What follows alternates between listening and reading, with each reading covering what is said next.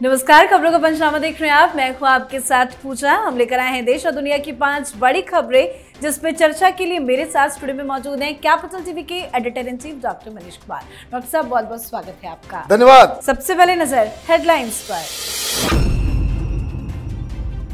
हरियाणा और दिल्ली में पीएम मोदी ने की जनसभा, कांग्रेस आप को जमकर घेरा। पीएम ने कहा दिल्ली हरियाणा में हाथ में झाड़ू, पंजाब में कहते हैं झाड़ू वाला चोर है। राहुल गांधी ने पहली बार दिल्ली में की चुनावी सभा, पर केजरीवाल को नहीं मिला न्योता। तो वहीं कन्हैया कुमार पर प्रचार के दौरान हमला, माला पहनाने आए शख्स ने जड़ दिया तमाचा। केजरीवाल के पीए विभव कुमार को दिल्ली पुलिस ने सीएम आवास से किया अरेस्ट। विभव कुमार की अग्रिम जमानत याचिका भी खारिज, फंस गए अरविंद केजरीवाल। विभव की गिरफ्तारी पर केजरीवाल ने जारी किया वीडियो संदेश। स्वाति मालीवाल का नहीं किया जिक्र, कहा पीएम मोदी सभी को जेल में भेजने की साजिश रच रहे। कल 12 बजे सभी नेताओं के साथ जाऊंगा बीजेपी मुख्यालय। लोकसभा चुनाव के 5वें चरण का थम गया चुनावी शोर। 20 मई को 49 सीटों पर मतदान। राजनाथ, राहुल गांधी समेत कई दिग्गज मैदान में। खबरों की शुरुआत में सबसे पहले बात पीएम मोदी के चुनावी प्रचार से जुड़ी। हरियाणा में बीजेपी 2019 का इतिहास दोहराने के लिए पूरी ताकत लगा रही है। 2019 में बीजेपी ने सभी 10 लोकसभा सीटों पर जीत दर्ज की थी। इस बार भी बीजेपी इस इतिहास को दोहराने के लिए पूरी कोशिश में जुटी हुई है। पीएम मोदी ने आज हरियाणा में 2 बड़ी रैली को संबोधित किया। पहली जनसभा अंबाला में तो दूसरी सोनीपत लोकसभा क्षेत्र में की। रैली में जबरदस्त भीड़ नजर आई, लोगों में जबरदस्त उत्साह दिखा। पीएम ने कांग्रेस और आम आदमी पार्टी पर जमकर निशाना साधा। जनता को संबोधित कर पीएम मोदी ने कहा कि कांग्रेस को सिर्फ वोट से ही मतलब है। दिल्ली और हरियाणा में हाथ में झाड़ू लेकर घूम रहे हैं और पंजाब में कह रहे हैं कि झाड़ू वाला चोर है। हरियाणा में रैली के बाद पीएम मोदी ईस्ट दिल्ली के यमुना खादर ग्राउंड में जनसभा को संबोधित करने भी पहुंचे थे। पिछली बार हरियाणा में 10 की 10 सीटें आई थी। इस बार क्या बन रहे हैं समीकरण, और दिल्ली में पीएम मोदी का चुनावी प्रचार। देखिए, कांग्रेस पार्टी जब तक रिवाइव नहीं करेगी, प्रधानमंत्री मोदी के लिए बड़ा आसान होगा, बीजेपी के लिए बड़ा आसान होगा कि जहां स्ट्रेट फाइट है वहां धाराशाही कर देने का। 10 की 10 सीटों के ऊपर भारतीय जनता पार्टी बहुत दम लगा रही है और रिजल्ट में कोई फर्क होता नजर नहीं आ रहा है। लेकिन प्रधानमंत्री मोदी की तारीफ करनी चाहिए। एक एक खबर के ऊपर उनकी नजर रहती है। चन्नी साहब ने एक बयान क्या दिया, प्रधानमंत्री मोदी ने उसे लपक लिया। जिस तरीके से विपक्षी गठबंधन के अंदर विरोधाभास है, उसको दुनिया के सामने लाने में जरा सा भी वो गलती नहीं करते, ना कभी चूकते। चन्नी साहब ने कहा कि झाड़ू वाला चोर है। अब शुरू हो गए प्रधानमंत्री। उन्होंने कहा देखिए, कांग्रेस पार्टी को हरियाणा में झाड़ू लेकर के चल रहे हैं, दिल्ली में झाड़ू हाथ में लेकर के कांग्रेस वाले चल रहे हैं, और पंजाब में कह रहे हैं कि झाड़ू वाला चोर है। एक छोटी सी खबर, एक छोटा सा बयान किस तरीके से प्रधानमंत्री मोदी के लिए एक रैलिंग पॉइंट बन जाता है, ये बाकी नेताओं को उससे सीख लेनी चाहिए। प्रधानमंत्री मोदी से अगर लड़ना है विपक्ष को, तो उनसे कुछ सीखने की आवश्यकता है। अदरवाइज ये बीजेपी को हराने में अभी तो बिल्कुल असक्षम है। तो पीएम मोदी आज हरियाणा के बाद दिल्ली में भी गरजे। साथ ही दिल्ली में आज ही राहुल गांधी भी पहली बार चुनावी प्रचार के लिए उतरे। राहुल गांधी आज उत्तर पश्चिमी दिल्ली के अशोक विहार स्थित रामलीला मैदान में एक चुनावी जनसभा को संबोधित किया। लेकिन हैरानी की बात यह है कि कांग्रेस ने इस रैली के लिए दिल्ली के मुख्यमंत्री अरविंद केजरीवाल को न्योता नहीं दिया। अब सवाल ये उठता है कि आखिर कांग्रेस पार्टी या फिर राहुल गांधी केजरीवाल से दूरी क्यों बना रहे हैं, जबकि कुछ दिन पहले ही केजरीवाल ने कांग्रेस के उम्मीदवारों के लिए दिल्ली में रोड शो किया था। कन्हैया कुमार और उदित राज के समर्थन में रोड शो किया था। वैसे कन्हैया कुमार को लेकर एक खबर आपको बता देते हैं। कल कन्हैया कुमार की घोर बेइज्जती हुई है। चुनावी प्रचार के दौरान एक शख्स ने कन्हैया को चाटा मारा है और उसके ऊपर स्याही भी फेंकी है। क्यों राहुल गांधी ने केजरीवाल को न्योता नहीं दिया? देखिए, केजरीवाल को न्योता इसलिए नहीं दिया क्योंकि 2-3 चीजें बिल्कुल साफ हो गई है। एक तो शराब घोटाला, वो पीछा नहीं छोड़ रहा। चार्जशीट हो गए, चार्जशीट में नाम आ गया, आरोपी है। अब आप इस चीज को समझिए, कौन एक भ्रष्टाचारी को साथ में लेकर के चलेगा? कहां लेकर के जाएंगे? वो दिल्ली में खड़े होंगे केजरीवाल के बगल में, जनता क्या सोचेगी कि ये वही केजरीवाल है जो दिल्ली के सबसे बड़े कांग्रेस लीडर शीला दीक्षित, उसको जेल भेजने की बात करके राजनीति में आया, फाइलें सबूत की बातें करता था। आज उसी के बगल में खड़े होकर जो खुद एक आरोपी है, चार्जशीट में जिसका नाम है, जो तिहाड़ी है, चुनाव प्रचार के लिए उसको इंटरिम बेल दी गई है, तो राहुल गांधी भी समझ रहे हैं कि इसके बगल में होने से उनकी इमेज खराब हो जाएगी। ये हालत हो गई है।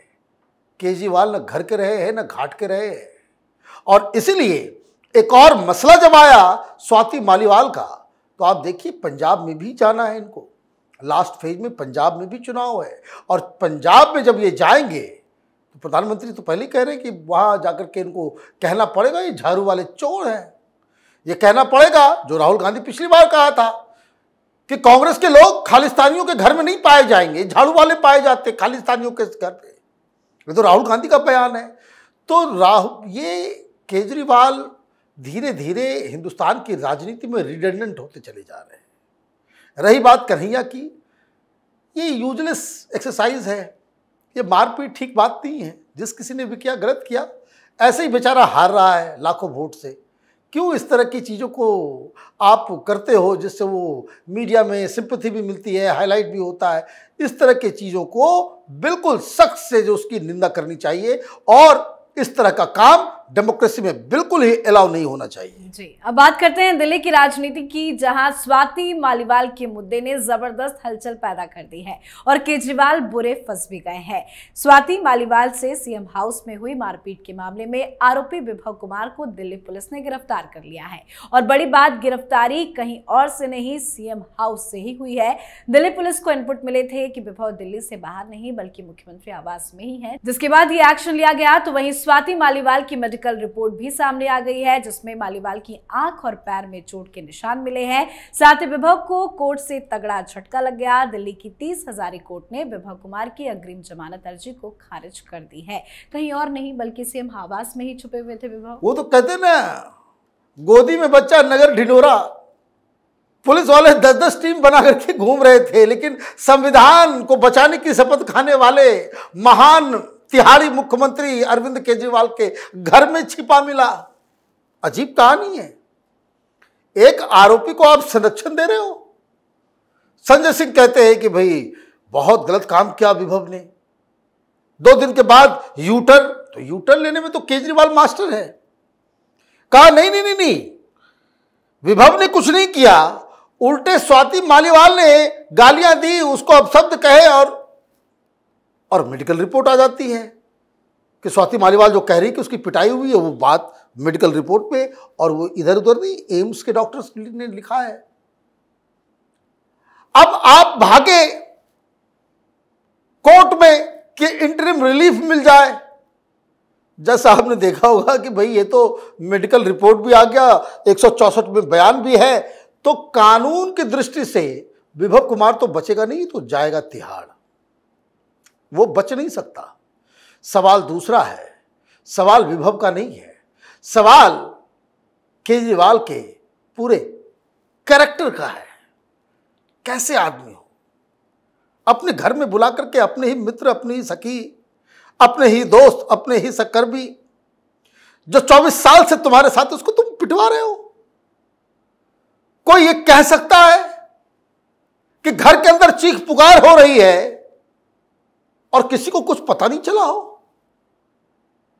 अगर आपस की ही बात होती, जैसा कि लखनऊ में ज्ञान दे रहे थे संजय सिंह, सब एक से बढ़कर एक जो है झूठ बोलने में उस्ताद है कि परिवार का मसला है। परिवार का मसला तब होता जब चीख पुकार सुनने के बाद केजरीवाल दौड़े दौड़े आते, विभव को भी डांटते, स्वाति को भी समझाते और कहते कि बैठो, क्या हुआ है? ऐसा हुआ क्या? नहीं हुआ। जब एफआईआर, जब पीसीआर कॉल हो गया तो बात परिवार की नहीं होती।